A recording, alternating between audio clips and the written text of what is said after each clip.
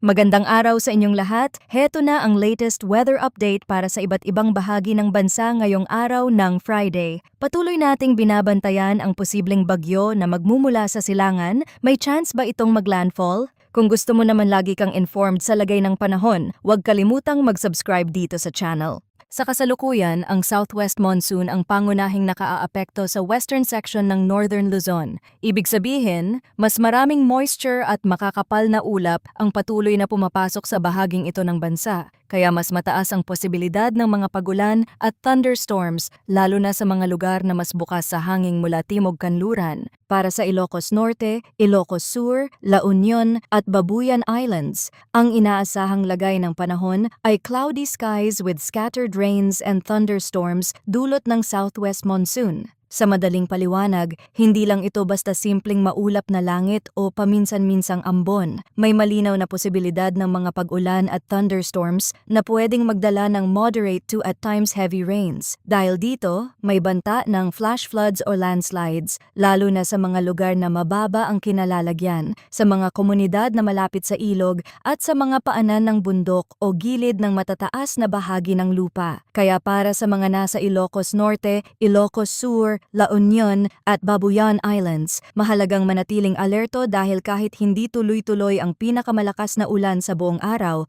pwedeng sapat ang ilang oras ng mas matinding buhos para magdulot ng seryosong problema. Sa Ilocos Norte at Ilocos Sur, mahalagang tandaan na ang southwest monsoon ay may kakayahang magdala ng makapal at moisture mula sa karagatan. Kaya kahit may mga oras na tila bahagyang humihina ang ulan, hindi ito otomatikong nangangahulugang tapos na ang masamang panahon para sa buong araw. Kung nananatiling makapal ang ulap at mabigat ang pakiramdam ng hangin, posible pa ring sumunod ang panibagong pag-ulan at thunderstorm sa mga susunod na oras. Sa La Union naman, hindi rin dapat maliitin ang epekto ng southwest monsoon dahil ang lokasyon nito sa kanlurang bahagi ng Luzon ang dahilan kung bakit mas lantad ito sa hanging may dalang moisture. Sa Babuyan Islands, mas kailangang maging maingat hindi lang dahil sa pag-ulan, kundi dahil ang mga pulo at baybaying lugar ay mas mabilis nakakaramdam ng pagbabago sa lagay ng panahon at dagat. Para naman sa Batanes, ang inaasahang lagay ng panahon ay cloudy skies with scattered rains and isolated thunderstorms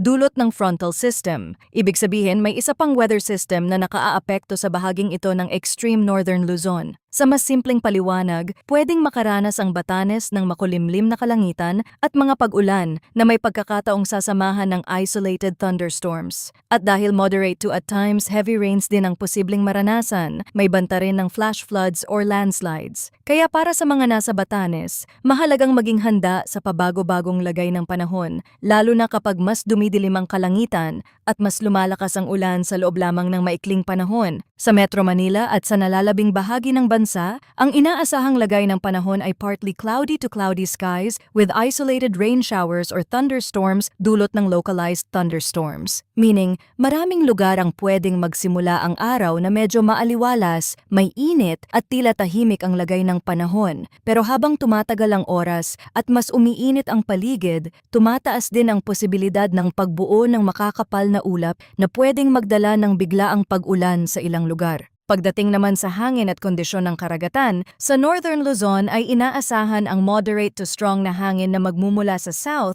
hanggang southwest. Ang coastal waters dito ay moderate to rough na may taas ng alon na nasa 1.5 hanggang 3.1 meters. Ibig sabihin, hindi tahimik ang lagay ng dagat sa bahaging ito at pwedeng maging alanganin para sa maliliit na bangka at sa mga mangingisda, lalo na kung sasabay ang pagbugso ng hangin at ang pabago-bagong lagay ng kalangitan. Kaya kung may planong pumalaot sa Northern Luzon, makabubuting maging mas maingat at obserbahan ang aktual na lagay ng dagat bago bumiyahe. Para naman sa nalalabing bahagi ng bansa, ang hangin ay light to moderate at magmumula sa southeast hanggang southwest. Ang coastal waters naman ay slight to moderate na may taas ng alon na nasa 0.6 hanggang 1.5 meters. Sa pangkalahatan, hindi pa ito indikasyon ng pinakamasamang kondisyon sa dagat pero hindi pa rin ito dahilan para maging pabaya. Kahit hindi sobrang taas ng alon sa general forecast, pwede pa ring biglang magbago ang tunay na kondisyon sa dagat kapag may kasabay na thunderstorm o biglang pagbugso ng hangin. Kaya para sa mga gumagamit ng maliliit na bangka, Sa mga mangingisda at sa mga may planong bumiyahe sa karagatan, makabubuting maging mapagmatyag at huwag ipilit ang paglalayag kapag mapapansing pabigat ang lagay ng panahon. Kung titingnan naman natin ang temperature at relative humidity, ang maximum temperature na naitala ay 34.3 degrees Celsius bandang 1 o'clock in the afternoon, habang ang minimum temperature ay 27.4 degrees Celsius bandang 5 o'clock in the morning. Sa relative humidity naman, ang maximum ay 89% bandang 5 o'clock in the morning, habang ang minimum ay 49% bandang 1 o'clock in the afternoon. Ipinapakita nito na kahit sa umaga ay mataas na agad ang halumigmig sa hangin at habang lumalalim ang init sa maghapon ay nananatiling mabigat ang pakiramdam ng panahon. Ang ganitong kombinasyon ng init at moisture sa atmosphere ay isa sa mga dahilan kung bakit pwedeng mas madaling mabuo ang localized thunderstorms sa maraming bahagi ng bansa. Ngayon, pag-usapan naman natin ang tropical cyclone threat potential na inilabas ng PAGASA sa mas malawak na outlook. Para sa Week 1 mula June 11 hanggang June 17, wala tayong nakikitang TC-like vortex or TCLV na present sa loob ng PMD. Bukod dito, ipinapakita rin ng model forecasts na less likely ang pagbuo ng low pressure, kaya ang tropical cyclone development ay unlikely sa loob ng Week 1. Para naman sa Week 2, mula June 18 hanggang June 24, ipinapakita ng forecast na may TCLV1 na posibleng mabuo sa northeastern portion ng PMD na sa kasalukuyan ay may low likelihood of tropical cyclone development. Ibig sabihin, habang tahimik pa ang Week 1 sa usaping tropical cyclone formation, may isang posibleng development na tinitingnan sa mas mahabang range. Sa ngayong low likelihood pa lamang ang kasalukuyang assessment, pero dahil may nakikitang posibilidad ng pagbuo, sapat itong dahilan para masusing bantayan ang mga susunod na updates habang papalapit ang mga araw.